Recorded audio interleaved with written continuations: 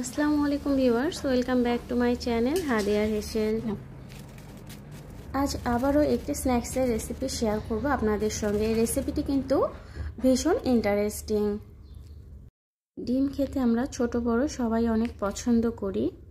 আজকে বানাবো ডিম দিয়ে ললিপপ।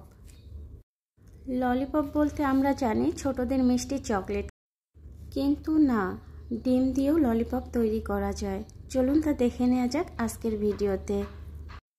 এর জন্য আমি 3টি সেদ্ধ ডিম নিয়েছি। ডিমগুলোকে এখন একটি গ্রেটারের সাহায্যে গ্রেট করে নিব। আর ডিমগুলো ঠান্ডা করে গ্রেট করে নিতে হবে, এতে করে আর ভেঙে যাওয়ার সম্ভাবনা থাকবে না। তো সবগুলো ডিম আমার গ্রেট করা হয়ে গিয়েছে। এ পর্যায়ে 1/3 কাপ পেঁয়াজ কুচি, 1 টেবিল চামচ ধনিয়া পাতা কুচি, কাঁচামরিচ 3 থেকে 4টি আমি কুচি করে নিয়েছি, লবণ 1/2 চা চামচ, হলুদ 1/2 চা চামচ, গোলমরিচের গুঁড়ো 1/2 চা চামচ, শুকনো মরিচের গুঁড়ো 1/2 চা চামচ, যা ভিডিওতে স্কিপ হয়ে গিয়েছে, আন্তরিকভাবে দুঃখিত, এবং ভাজা জিরার গুঁড়ো 1/2 চা চামচ ও আদা রসুন বাটা 1/2 চা চামচ করে নিয়েছি, এবং আটা 2 টেবিল চামচ। আপনারা চাইলে আদা রসুনটা গ্রেট করে নিতে পারেন। সবগুলো উপকরণ দেয়া হয়ে গিয়েছে। এখন এই পর্যায়ে আমি হালকা হাতে চেপে চেপে সুন্দরভাবে একটা ডো তৈরি করে নিব। তো মোটামুটিভাবে আমার ডো রেডি হয়ে গিয়েছে। এ পর্যায়ে 2 হাতে তেল মেখে নিব, এতে করে যখন আমি বলগুলো তৈরি করে নিব তখন আর হাতে লেগে থাকবে না। এখান থেকে সামান্য পরিমাণ করে আমি নিয়ে নিব, নিয়ে রাউন্ড শেপ করে নিব। সবগুলো বলেই আমি রাউন্ড শেপ করে নিয়েছি।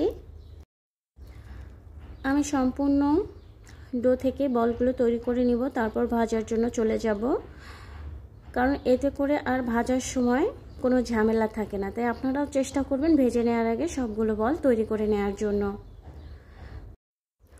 বলগুলো তৈরি হয়ে গিয়েছে। এ পর্যায়ে একটি বাটি নিয়ে নিব এবং একটি ডিম নিব, এবং ডিমটি একটি চামচের সাহায্যে ভালোভাবে ফেটিয়ে নিতে হবে।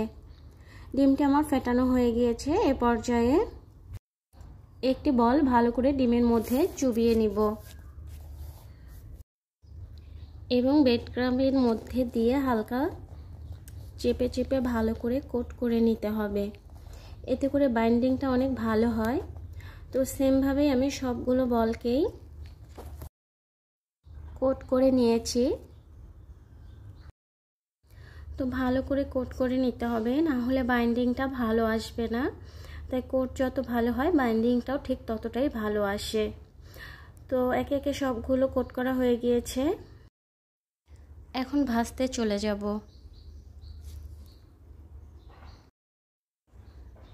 একটি প্যানে যে রেগুলার সয়াবিন তেল থাকে সেটা আমি আগে থেকেই দিয়ে গরম করে নিয়েছি। এখন একে একে সবগুলো বল গরম করে রাখা তেলে ছেড়ে দিব।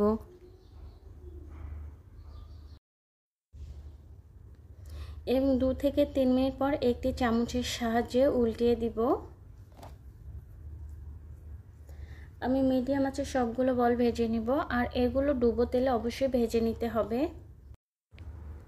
আর এগুলোকে ব্রাউন কালার করে ভেজে নিব। তো ভাজা হয়ে গিয়েছে, এখন উঠিয়ে তেল ঝরিয়ে নিব।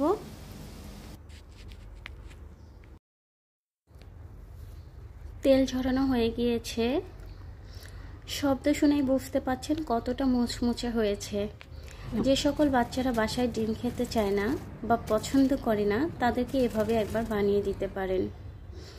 বাচ্চা পরিপূর্ণভাবে পুষ্টিও পাচ্ছে, আবার বিকেলের নাস্তাটাও সুন্দরভাবে হয়ে যাচ্ছে। আশা করছি ভিডিওটি আপনাদের ভালো লেগেছে। ভিডিওটি ভালো লেগে থাকলে অবশ্যই একটি লাইক দিবেন, এবং নতুন যারা আমার ভিডিওটি দেখছেন তারা অবশ্যই চ্যানেলটিকে সাবস্ক্রাইব করবেন, এবং পুরনো সাবস্ক্রাইবার যারা আছেন তাদের সকলকে জানাচ্ছি অসংখ্য ধন্যবাদ।